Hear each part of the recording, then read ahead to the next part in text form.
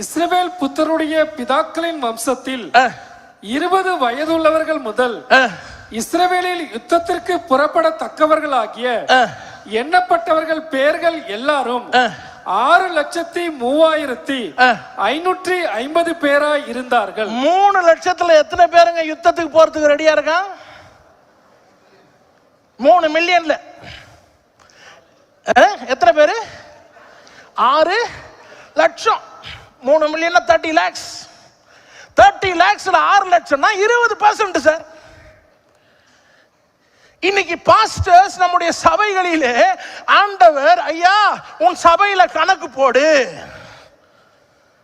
சிக்கா இருக்கிறவனை விட்டுரு, ஆவிக்குரிய ரீதியா சொல்றேன், குழந்தையா இருக்கிறவனை விட்டுரு.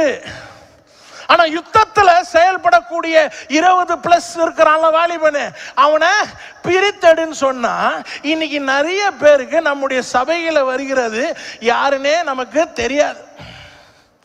அவனுடைய பக்குவம் என்ன, அவனுடைய திறமை என்ன, அவனுடைய தரம் என்ன. 30 லட்சம் பேர் இருக்கக்கூடிய ஒரு சபையில ஆண்டவர் மோசே ஆரோன் கிட்ட சொல்றாரு, 6 லட்சம் பேரை தெரிந்து கொடு, நான் சபை என்று சொன்னது நான் அறிவேன். அப்ப இன்னைக்கு நம்முடைய சபைகளிலே யார் நம்முடைய சபைகளிலே இருக்கிறார், யார் அடுத்த கட்டமாக ஆண்டவர் அவருடைய ராஜ்யத்தில் செயல்படுவதற்காக வைத்திருக்கக்கூடிய ஆட்கள் என்பதை முதலாவது நம்ம ஐடென்டிஃபை பண்ணியிருக்கிறோமா? இது ஆண்டவர் பண்றார் sir. First he is telling, I want to show you the importance of the workforce. முதலாவது உனக்கு என்ன திட்டமா காட்ட விரும்புறேன்? கூட்டங்கள் நிறைய இருக்கும், ஜனத்தொகை நிறைய இருக்கும், ஆனால் அதில் செயல் வீரர்களாக இருக்கிறவர்கள் எனக்கு தேவை.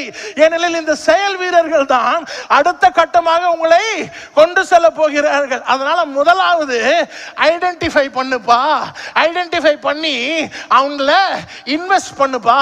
20 வயசுக்கு மேல யார் இருக்காங்க, தெளிவான ஒரு திட்டம் ஆண்டவர் சொல்றார். அப்ப நம்முடைய சபைகளிலே நான் பார்க்கிறேன், எத்தனையோ ஆயிரங்கள் இருக்கக்கூடிய சபைகளாக இருந்தாலும் சரி, ஒரு சிறிய சபைகளாக இருந்தாலும் சரி, ஒரு பாஸ்டருக்கு என்ன தெரியணும்னா, என்னுடைய சபைகளிலே வீக்கா இருக்கிறவங்க யாரு, குழந்தையாக இருக்கிறவங்க யாரு, செயல்பட முடியாமல் மற்றவங்க உதவியை தேடுறவங்க யாரு, யாரு அடுத்த கட்டமாக யுத்த வீரர்களாக என்னுடைய சபைகள் இருக்கிறார் என்பதை சபையில் என்ன பண்ணணும்? ஃபர்ஸ்ட் பாஸ்டர்ஸ் ரெகக்னைஸ் பண்ணணும். அதுதான் ஃபர்ஸ்ட் ப்ராசஸ் பண்றார் ஆண்டவர். 20 வயசு மேல இருக்கிறவன் தான் என்ன பண்ண போறான்? ஆர்மியில சர்வ் பண்ண போறான். ஒவ்வொரு சபையிலும் 5 விதமான கூட்டம் இருக்கிறது. முதலாவது ஆவிக்குரிய வாழ்க்கையில இன்னும் உயிர்ப்பிக்காத ஸ்பிரிச்சுவலி டெட் என்று சொல்லக்கூடிய, இன்னும் ஆவிக்குரிய பல்பு எரியாம இருக்கிற கேசுங்க. ரெண்டாவது கை குழந்தை, இப்போதான் ரட்சிக்கப்பட்டு ஆண்டவருக்குள்ள வந்திருக்குது.